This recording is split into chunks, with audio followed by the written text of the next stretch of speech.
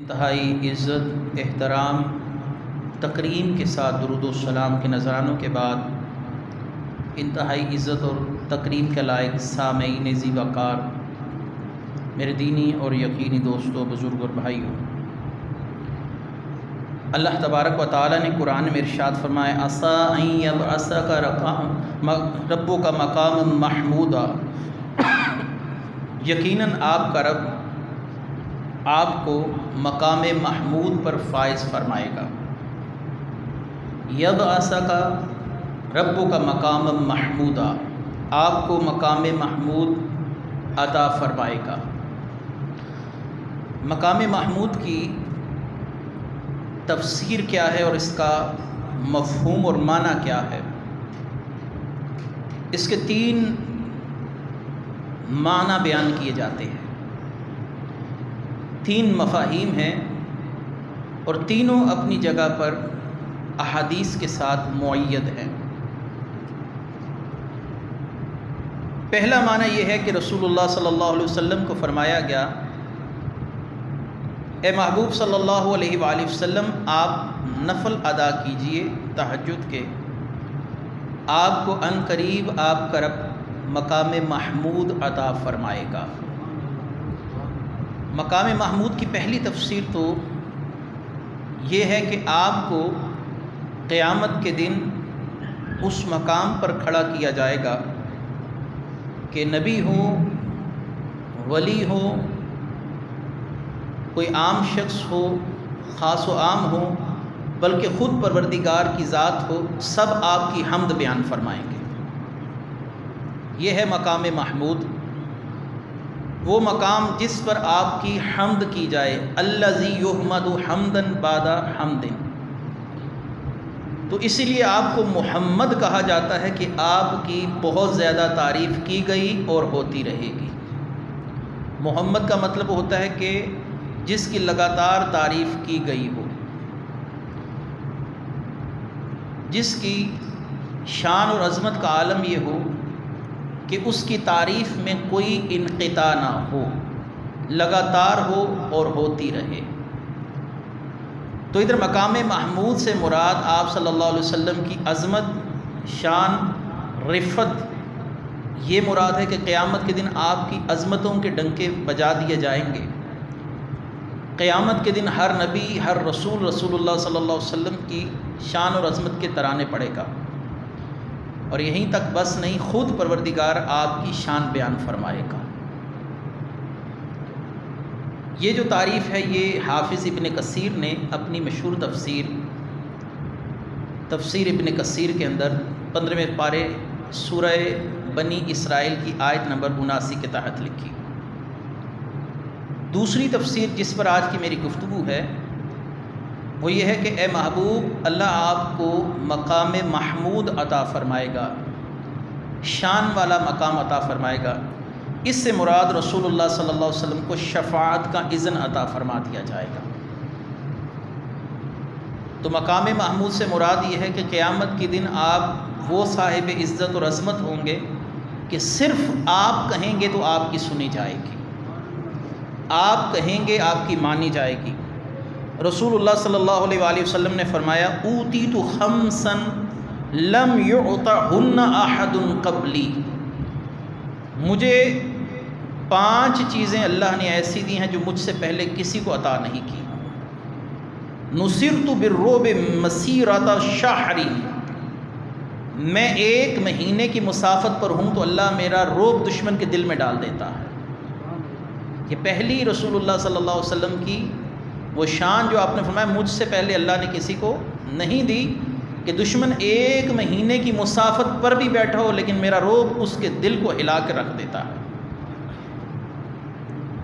وَجُعِلَتْ لِيَ الْأَرْضُ مَسْجِدًا وَطَهُورًا، اللہ نے پوری روئے زمین کو میری امت کے لیے مسجد بنا دیا ہے، جہاں چاہیں نماز پڑھ سکتے ہیں بشرطے کہ جگہ پاک ہو۔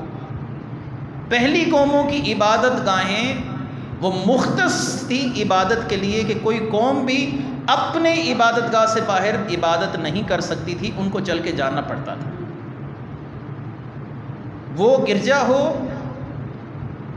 وہ یہودیوں کی کوئی عبادت گاہ ہو، یہود و نصارہ پر یہ پابندی تھی یا پچھلی اقوام پر کہ جو مختص مقام ہے اسی مقام پر جا کر عبادت کریں گے تو عبادت ہوگی۔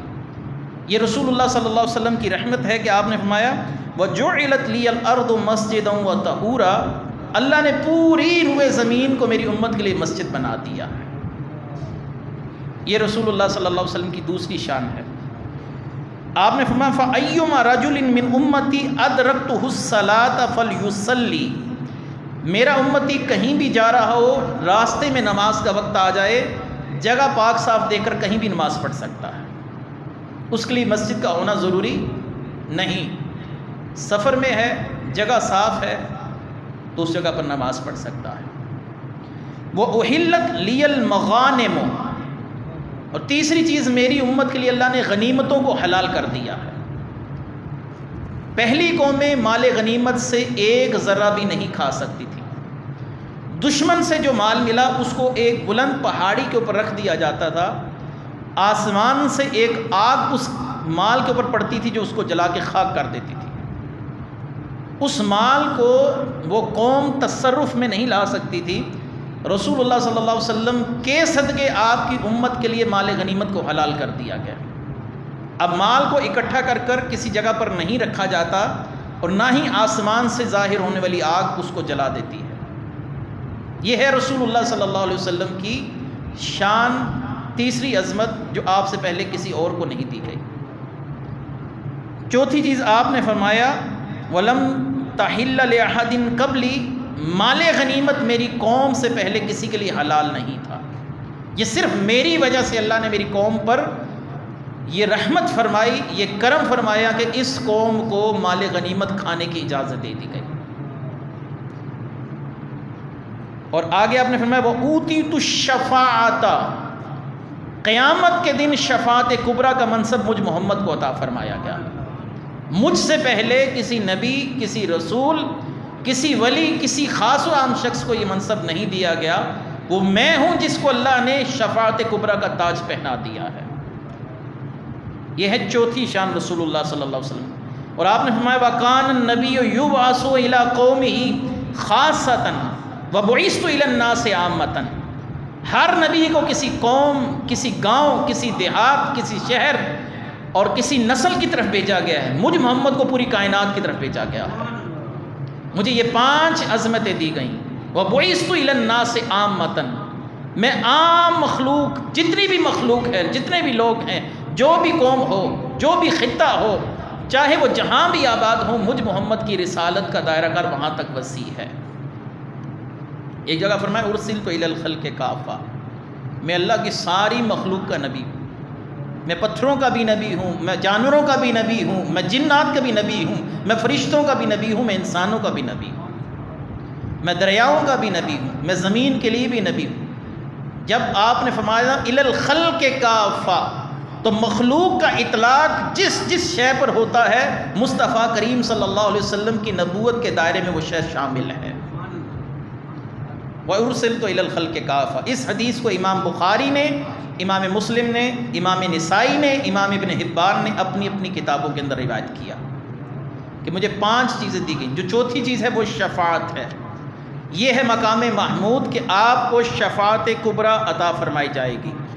نبی کریم صلی اللہ علیہ وآلہ وسلم کی دوسری حدیث، اور آپ صلی اللہ علیہ وآلہ وسلم کی ذرا عظمت اور رفت اور شان کو سمجھیے کہ آپ صلی اللہ علیہ وآلہ وسلم مسجد میں تشریف لائے تو صحابہ کہتے ہیں کہ آپ صبح کی نماز کے وقت تشریف لائے تو نماز فجر ادا کر کر بیٹھے رہے، آپ نے کسی سے کلام نہیں فرمایا۔ وقت چاشت ہو گیا، آپ صلی اللہ علیہ وسلم کے چہرے پر ہماری نظریں گڑی ہوئی تھی تو آپ مسکرا رہے تھے لیکن کسی سے کلام نہیں فرمایا۔ پھر آپ اپنی اسی جگہ پر تشریف فرما رہے، آپ وقت ظہر تک اسی مقام پر بیٹھے رہے لیکن آپ نے کسی سے کلام نہیں فرمایا۔ نماز ظہر ادا کی، پھر ظہر سے عصر تک رسول اللہ صلی اللہ علیہ وسلم اسی مقام پر بیٹھے رہے، آپ نے کلام نہیں فرمایا۔ عصر سے مغرب ہوئی، پھر مغرب سے عشاء، رسول اللہ صلی اللہ علیہ وسلم نماز عشاء ادا کر کر کسی سے گفتگو کیے بغیر اپنے اہل خانہ کی طرف لوٹ گئے۔ صحابہ کے دلوں میں خیال آیا کہ ہم میں سے کسی سے شاید کوئی ایسا عمل ہوا کہ رسول اللہ ناراض ہیں. آج پورا دن مسجد کے اندر تشریف فرما رہے لیکن کسی سے کلام نہیں کیا، صرف نماز ادا کی. تو ہم نے رسول اللہ صلی اللہ علیہ وسلم کی بارگاہ میں جو سب سے زیادہ قریبی ہیں، محبوب ہیں، وہ صدیق اکبر رضی اللہ تعالیٰ عنہ.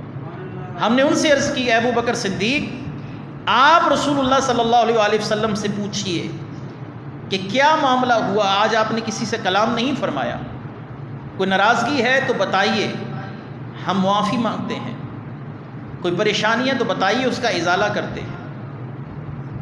حضرت ابو بکر صدیق رضی اللہ تعالیٰ عنہ رسول اللہ صلی اللہ علیہ وسلم کے کاشانہ اقدس پر تشریف لے کے گئے.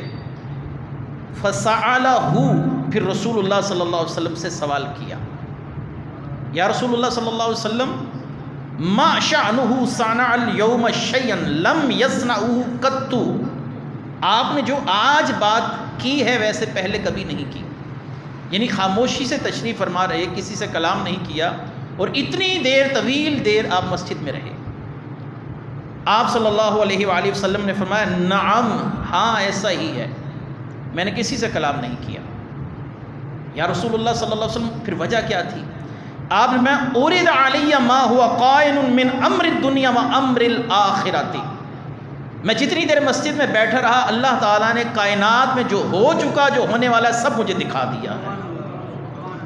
میں خاموشی سے اس کا مشاہدہ کر رہا تھا. اگر آج کوئی کہے کہ رسول اللہ کو فلاں بات کا علم نہیں ہے، وہ شخص گویا رسول اللہ کی تکذیب کر رہا ہے. آپ نے فرمایا، اُرِدَ عَلَيَّ مَا هُوَ قَائِنٌ مِّنْ أَمْرِ الدُّنْيَا وَأَمْرِ الْآخِرَةِ، جو دنیا میں ہونے والا تھا، جو آخرت میں ہونے والا تھا، جو ہو چکا ہے، سب میں مصطفیٰ دیکھ چکا. یا رسول اللہ صلی اللہ علیہ وسلم، آپ پر تو اللہ تعالی نے ہر چیز کو کھول کے دکھا دیا، بیان کر دیا. آپ نے کیا دیکھا ہے؟ آپ نے فرمایا، فَجُمِعُ الْأَوَّلُونَ وَالْآخِرُونَ بِصَعِيدٍ وَاحِدٍ. پھر سنو میں نے کیا دیکھا ہے. اس میں سے ایک بات تمہیں بتاتا ہوں کہ قیامت کے دن اللہ تبارک و تعالیٰ تمام لوگوں کو اکٹھا کرے گا.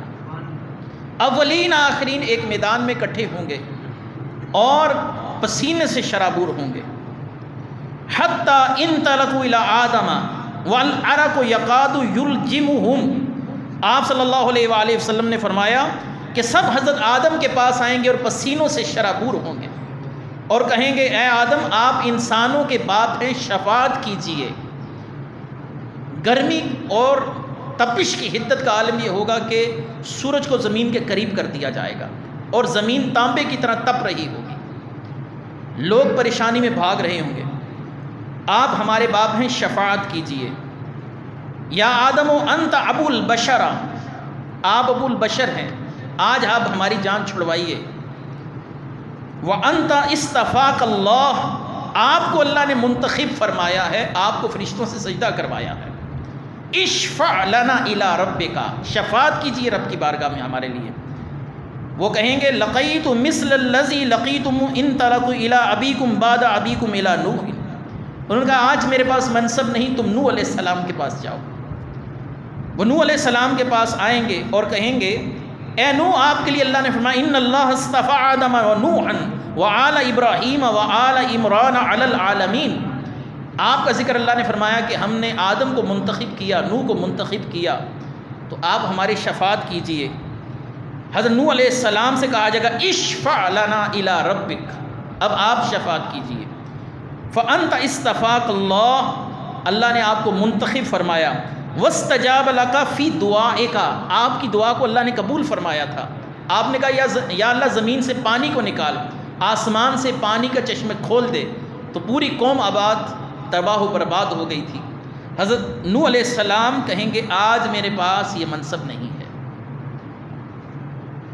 اور ان طلقوا الی ابراہیم، پھر حضرت ابراہیم علیہ السلام کے پاس وہی گزارش، پھر وہی جواب. پھر اس کے بعد حضرت موسیٰ سے کلام ہوگا، کہا جائے گا، فإن اللہ کلمہ تکلیما، آپ تو بڑی عظمت والے ہیں، پہاڑ پر کھڑے ہو کر رب نے آپ سے کلام فرمایا، آپ نے اللہ سے کلام کیا ہے. وہ کہیں گے، آج میرے پاس منصب نہیں ہے، عیسیٰ ابن مریم کے پاس جاؤ. عیسیٰ ابن مریم سے لوگ کہیں گے کہ اے عیسیٰ، آپ وہ ہیں کہ یبری الاکمہ والابرص ویحیی الموتى، آپ مردوں کو زندہ کر کے بٹھاتے رہے، مادرزاد اندھوں کو شفا دیتے رہے. تو آج اللہ کی بارگاہ میں آپ کہیے، سنی جائے گی.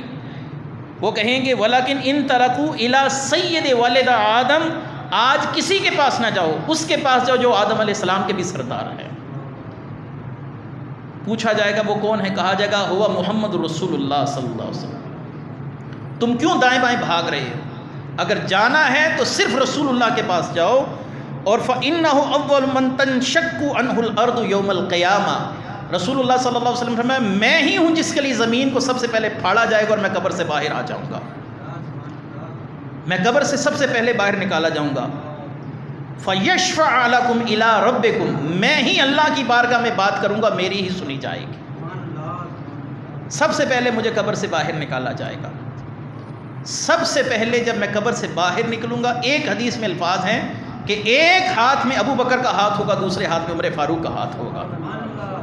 قبر سے اس عالم میں نکلیں گے کہ رسول اللہ صلی اللہ علیہ وسلم نے نہ دنیا میں ان کو چھوڑا، نہ برزخ میں چھوڑا، نہ روز محشر آقا ان کا ہاتھ چھوڑیں گے. فَيَنْطَلِقُ فَيَأْتِ جِبْرِيلُ رَبُّهُ،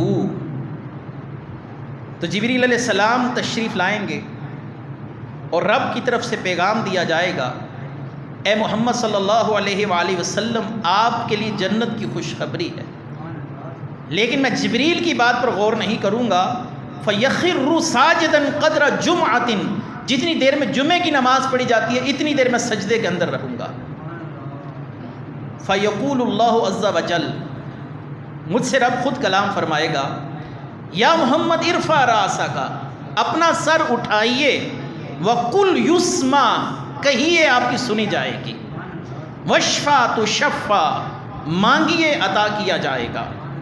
فَيَرْفَعُ رَأْسَهُ، جب میں اللہ کی اتنی عطائیں سنوں گا تو سر اٹھاؤں گا، پھر شکرانے کے طور سجدے کے اندر گر جاؤں گا. خَرَّ سَاجِدًا قَدْرَ جُمْعَةٍ أُخْرَى، پھر دوسرے جمعے کی مقدار کے برابر میں پھر اللہ کے بطور شکر سجدے کے اندر سر رکھوں گا. پھر اللہ تعالیٰ فرمائے گا ارفع راسک، سر اٹھائیے، وَقُلْ يُسْمَعْ، کہیے سنی جائے گی، وَاشْفَعْ تُشَفَّعْ، شفاعت کیجئے مانی جائے گی. میں پھر سجدے میں گرنے لگوں گا تو جبریل مجھے دونوں بازوؤں سے پکڑ لیں گے، کہیں گے یا رسول اللہ صلی اللہ علیہ وسلم مانگیے اللہ عطا فرمائے گا. آپ ہی کا انتظار ہے کہ آپ کی زبان سے بات نکلے اور مان لی جائے. آپ صلی اللہ علیہ وآلہ وسلم نے فرمایا خلقتنی سیدہ والد آدم ولا فخرا، مجھ محمد کی شان یہ ہے کہ اللہ نے مجھے ہر نبی کا بھی آقا بنایا ہے، ہر قوم کا آقا بنایا ہے. میں فخر سے نہیں کہہ رہا، تحدیث نعمت کے طور پر کہہ رہا ہوں. پھر فرمایا وَأَوَّلُ مَن تَنشَقُّ عَنْهُ الْأَرْضُ يَوْمَ الْقِيَامَةِ وَلَا فَخْرًا، زمین میرے لیے کھولی جائے گی سب سے پہلے. میں فخر نہیں کر رہا، اللہ کی نعمت کے طور پر بیان کر رہا. حَتَّى إِنَّهُ لَيَرِدُّ عَلَى الْحَوْضِ يَوْمَ الْقِيَامَةِ أَكْثَرُ مِمَّا بَيْنَ صَنْعَاءَ وَأَيْلَةَ. آپ صلی اللہ علیہ وآلہ وسلم نے ارشاد فرمایا قیامت کے دن مجھ پر حوض کوثر کو بھی پیش کیا جائے گا جس کی حدود صنعاء جو یمن کا ایک علاقہ ہے اور ایلا کے درمیانی علاقے کے برابر ہوگی. یہ رسول اللہ صلی اللہ علیہ وسلم کی دوسری حدیث کہ مجھے شفاعت کا اذن دیا جائے گا اور پھر میں شفاعت کروں گا. تیسری حدیث سیدنا عقبہ بن عامر الجہنی سے ہے. رسول اللہ صلی اللہ علیہ وآلہ وسلم فرماتے ہیں کہ سب اولین اور آخرین کو اکٹھا کیا جائے گا اور حساب کتاب سے معاملہ شروع کر دیا جائے گا. مومن کہیں گے اے ہمارے رب، ہم نے تیرے نبی کی شریعت پر عمل کیا، تو نے رسول بھیجے، ہم نے ان کو مانا، آج ہمارے لیے شفاعت کون کرے گا؟ تو اللہ تبارک و تعالیٰ فرمائیں گے نبیوں کے پاس جاؤ، ان سے شفاعت طلب کرو. ہم سارے نبیوں کے پاس جائیں گے لیکن آخر میں رسول اللہ صلی اللہ علیہ وسلم کے پاس آئیں گے. فَيَدُلُّهُمْ عَلَى مُوسَى فَيَأْتُونَ مُوسَى فَيَدُلُّهُمْ عَلَى عِيسَى، موسیٰ کے پاس جائیں گے، عیسیٰ کے پاس آئیں گے. فَيَأْتُونَ عِيسَى فَيَقُولُ أَدُلُّكُمْ عَلَى النَّبِيِّ الْأُمِّي، اب میں تمہیں دلالت کرتا ہوں اس شخص کی طرف جو نبی امی ہیں، آج انہی کی سنی جائے گی.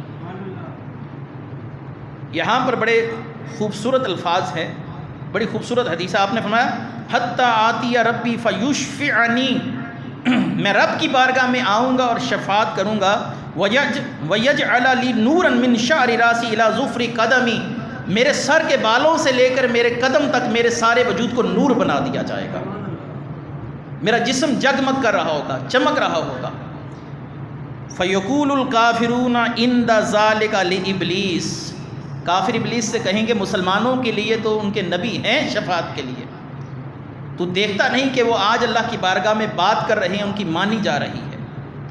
اور حدیث کے اندر الفاظ ہیں کہ رسول اللہ صلی اللہ علیہ وسلم نے فرمایا کہ میں جب شفاعت کے لیے اللہ کی بارگاہ میں عرض کروں گا تو میرے وجود سے ایسی خوشبو نکلے گی جو پوری محشر کو معطر کر کے رکھ دے گی، میرے جسم سے ایک خوشبو ظاہر ہوگی اور میرے جسم کو پورے کا پورا نور بنا دیا جائے گا۔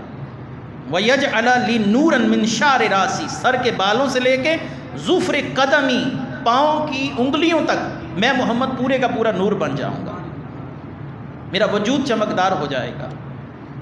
اب کافر کہیں گے ابلیس سے قد وجد المؤمنون من یشفع لهم، مومن تو خوش قسمت ہیں، انہوں نے وہ بندہ پا لیا، وہ ذات پا لی جو ان کی شفاعت کرے گی۔ فقم، اب کھڑا ہو، انت فاشفع لنا الی ربک، اب تو بھی تو کھڑا ہو، ہماری شفاعت کر، زندگی میں ہم نے تیری باتیں مانی ہے، مسلمانوں نے اپنے نبی کی بات مانی، آج ان کا نبی ان کی شفاعت کر رہا ہے، ہم نے ساری زندگی تیری اطاعت کی ہے، اللہ سے بھاگے رہے، آج تو ہماری سفارش کر۔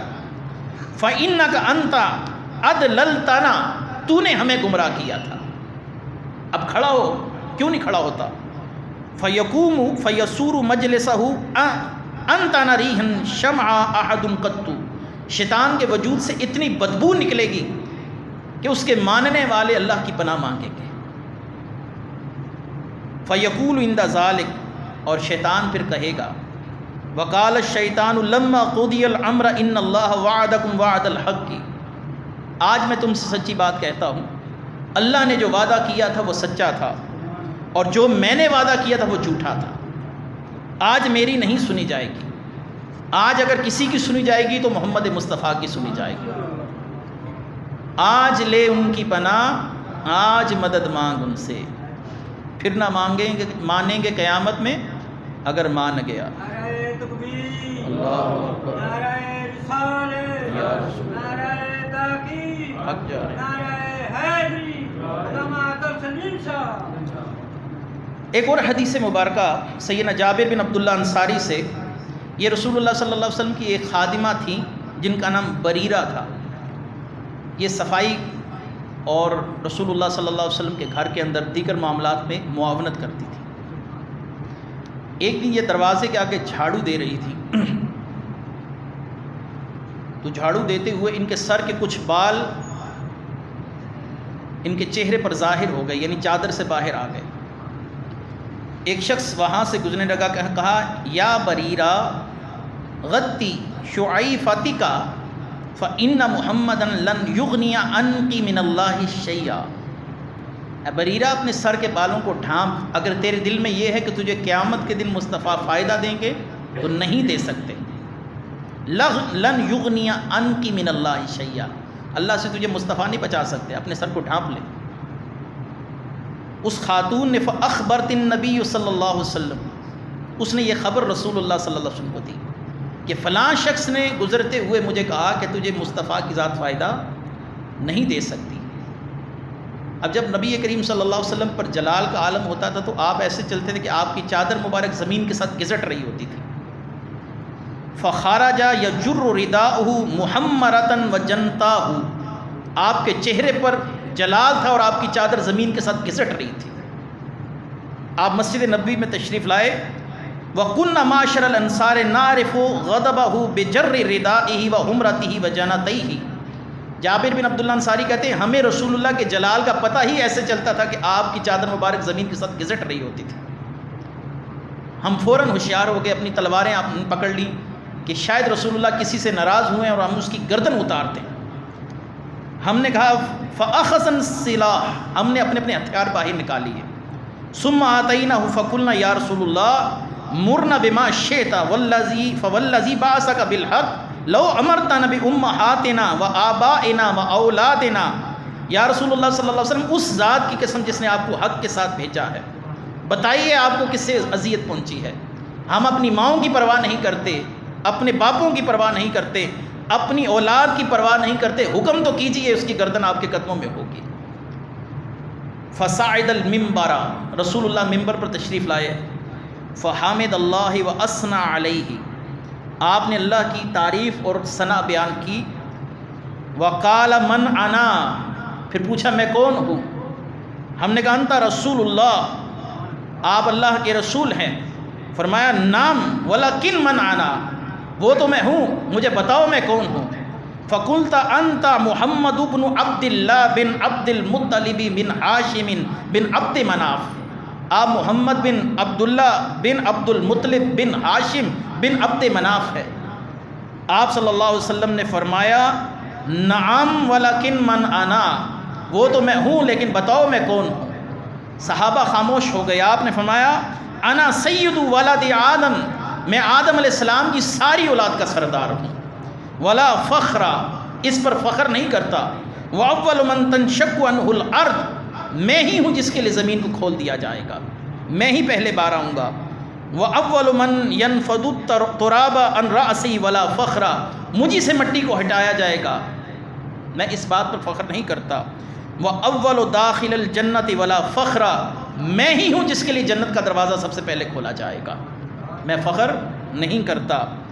اب وہاں پر اس شخص کی بات پر رسول اللہ صلی اللہ علیہ وسلم کے الفاظ یہ ہیں، جس نے بریرہ کو طعنہ دیا تھا کہ رسول اللہ تجھے فائدہ نہیں دے سکتے، آپ نے فرمایا ما بال اقوام یزعمون، ان قوموں کا حال کیا ہے جو یہ سوچتی ہیں ان رحمتی لا تنفع، کہ میرا تعلق اور میری نسبت کسی کو فائدہ نہیں دے سکتی، ان لوگوں کا حال کیا ہے، ان کو سوچنا چاہیے جو یہ بات کہتے ہیں، میرا تعلق میرا نسبت ہر شخص کو فائدہ دے گی، انی لاشفع واشفع حتی ان من اشفع له یا لا یشفع فیشفع، آپ نے فرمایا میں اتنی شفاعت کروں گا، اتنی شفاعت کروں گا کہ میری شفاعت کی وسعتیں دیکھ کر ابلیس بھی میری شفاعت کا طلبگار ہو جائے گا، ان ابلیس لیتطاول فی الشفاعت، وہ جو اللہ کا سب سے بڑا نافرمان ہے، جب میری رحمت کے دریا کو وسیع ہوتے دیکھے گا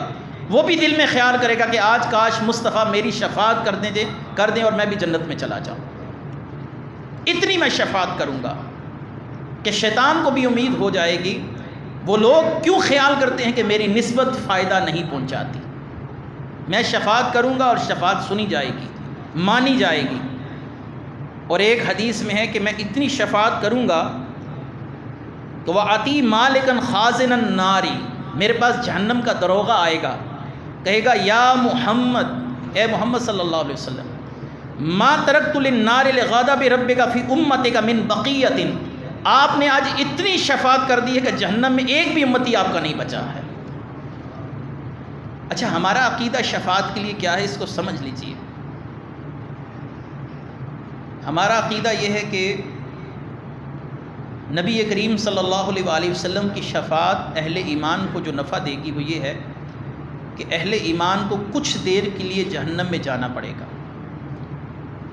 اور جہنم میں اپنے گناہوں کی سزا بھگت کر یہ لوگ دوبارہ جنت میں لائے جائیں گے، حتیٰ کہ ان کے چہرے اور ان کے وجود جل کر کوئلے کی طرح ہو چکے ہوں گے،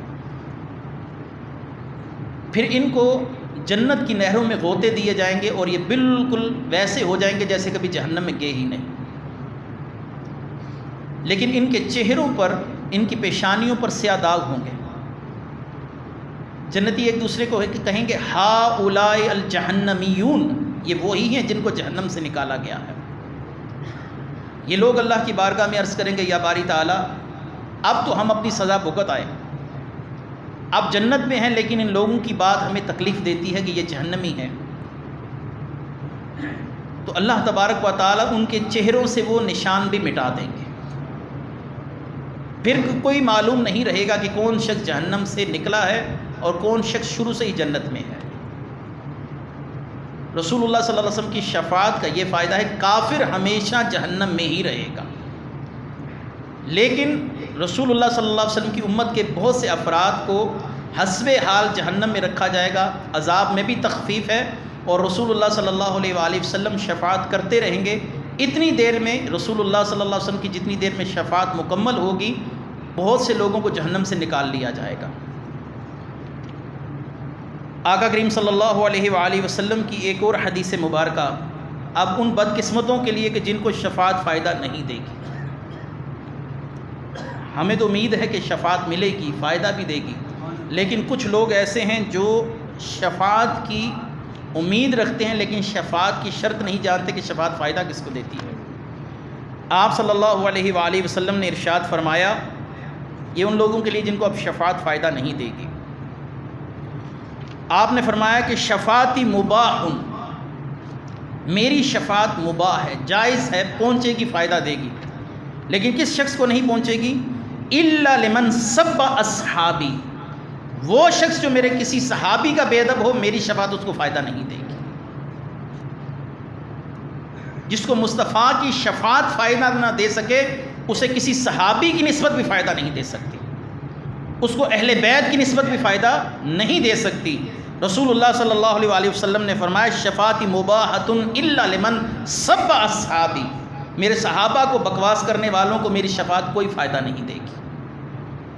اور دوسری حدیث رسول اللہ صلی اللہ علیہ وآلہ وسلم کی، آپ صلی اللہ علیہ وآلہ وسلم نے فرمایا الا انہا مباحۃ یوم القیامۃ، سن لو میری شفاعت مباح ہے، فائدہ دینے والی ہے، نفع دے کر رہے گی، یوم القیامت، قیامت کے دن، لجمیع امتی، میری ساری امت کے لیے، الا رجل منتقص اصحابی، وہ بدبخت جو میرے کسی صحابی کی توہین کرتا ہے اسے میری شفاعت فائدہ نہیں دے گی. یہ دوسری حدیث مبارکہ کہ بے ادب جو ہوگا اس کو شفاعت فائدہ نہیں دے گی. رسول اللہ صلی اللہ علیہ وسلم کی ایک اور حدیث مبارکہ، اب شفاعت کس شخص کو فائدہ نہیں دے سکتی. آپ نے فرمایا من کذب بالشفاعۃ لم ینلھا یوم القیامۃ، جو دل کے اندر یہ عقیدہ رکھتا ہے کہ محمد کی شفاعت فائدہ نہیں دے سکتی، اس کو قیامت کے دن میری شفاعت واقعی فائدہ نہیں دے گی. یعنی جو میری شفاعت کے اذن، میری شفاعت کی حجیت کا قائل نہیں، اس کو قیامت کے دن میری شفاعت فائدہ نہیں دے گی. جو عقیدہ رکھتا ہوگا کہ مصطفیٰ کریم کی شفاعت فائدہ دے گی، اس کو اس عقیدے کے تحت میری شفاعت فائدہ پہنچا دے گی. لیکن جس کا عقیدہ یہ ہے کہ میرے صحابہ کے لیے دل میں کینہ رکھتا ہے یا میری شفاعت کا منکر ہے، اس کو میری شفاعت کبھی فائدہ نہیں پہنچا سکے گی. اور ایک اور حدیث مبارکہ، من کذب بالشفاعۃ فلیس لہ فیہا نصیب، جس نے مجھ محمد کی شفاعت کو جھٹلا دیا ہے، اس کو قیامت کے دن میری شفاعت نہیں دی جائے گی. جب میں کرنا چاہوں گا تو اللہ تعالیٰ فرمائیں گے اے محمد یہ آپ کی شفاعت کا منکر تھا، آج آپ اس کی شفاعت نہیں کر سکتے، آج آپ اس کی سفارش نہیں کر سکتے. تو جو رسول اللہ صلی اللہ علیہ وسلم کی شفاعت نہ مانے، اس شخص کو شفاعت فائدہ نہیں دے گی. جو بے ادب ہو نسبت رسول کا، اس کو بھی شفاعت فائدہ نہیں دے گی. اچھا، شفاعت کا مطلب ہوتا ہے سفارش کرنا، سفارش کر دینا کہ یا اللہ اس کی مغفرت فرما، اس کو جہنم کے عذاب سے امان عطا فرما. یہ شفاعت ہے، اس کو آپ سفارش بھی کر سکتے ہیں. آپ میت کے لیے سفارش ہی کرتے ہیں، اللہ مغفر لحینا و میتنا و شاہدنا و غائبنا، یا اللہ اس میت کی مغفرت فرما. اصل میں آپ کلمہ گو ہیں اور کلمے کی برکت سے اپنے بھائی کی سفارش کر رہے ہوتے ہیں. یہ شفاعت صغریٰ ہے. جب رسول اللہ شفاعت فرمائیں گے تو دوسرے انبیاء کو بھی اذن دے دیا جائے گا، پھر قرآن کو بھی اذن دیا جائے گا، پھر کعبے کو بھی اذن دیا جائے گا، پھر حجر اسود بھی شفاعت کرے گا. لیکن رسول اللہ سے پہلے کوئی شفاعت نہیں کر سکتا. قرآن خود شفاعت کرے گا، یا اللہ اس نے مجھے پڑھا، مجھ پر عمل کیا، میرا حق ادا کیا، اس کی مغفرت فرما. رسول اللہ صلی اللہ علیہ وسلم کی شفاعت کے بعد شفاعت صغریٰ کا منصب تو بہت سے لوگوں کے لیے ثابت ہے، لیکن شفاعت کبریٰ کہ آپ سے پہلے کوئی نہیں کر سکتا، یہ صرف رسول اللہ کے لیے ثابت ہے. اور آخری بات ہے کہ جب آپ میت کے لیے دعا کرتے ہیں یا اللہ اس کی مغفرت فرما، اس کی سفارش کرتے ہیں، اس کے لیے شفاعت کرتے ہیں، یا اللہ یہ جو حاضر ہے اس کی مغفرت فرما، جو دنیا سے گیا ان کی مغفرت فرما، مرد و عورت کی مغفرت فرما. رسول اللہ صلی اللہ علیہ وآلہ وسلم نے اس شخص کا جنازہ نہیں پڑھا تھا جس نے حضرت عثمان غنی رضی اللہ تعالیٰ عنہ کی شان میں بیعت بھی کی تھی.